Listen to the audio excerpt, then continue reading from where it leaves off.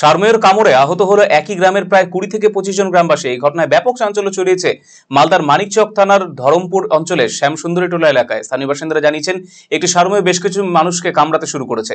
এই ঘটনা আতঙ্ক ছড়িয়ে পড়েছে গোটা এলাকায়। আহতদের চিকিৎসার জন্য স্থানীয় চিকিৎসা কেন্দ্রে পাঠানো হয়েছে। মানুষের পাশাপাশি এলাকার গবাদি পশুকে আক্রমণ করেছে সারমেয়টি। যদিও সোমবার ওই সারমেয়ের মৃতদেহ রাস্তার পাশে পড়ে থাকতে দেখে স্থানীয়রা। যদিও কিভাবে সারমেয়ের মৃত্যু হলো সেই বিষয়ে ধন্দে রয়েছে সকলে।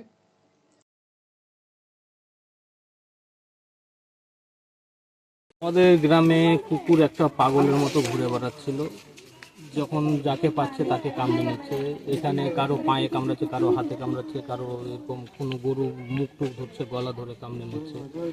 কুকুরটা কি কারণে পাগল হয়েছে তা জানি না, কিন্তু মানুষকে বিশাল ক্ষতগ্রস্ত করে দিচ্ছে। কদিন ধরে এইভাবে হলো? এটা প্রায় 6-7 দিন থেকে চলছে এরকম অবস্থাটা। আচ্ছা, অতিষ্ঠ হয়েছিল সব?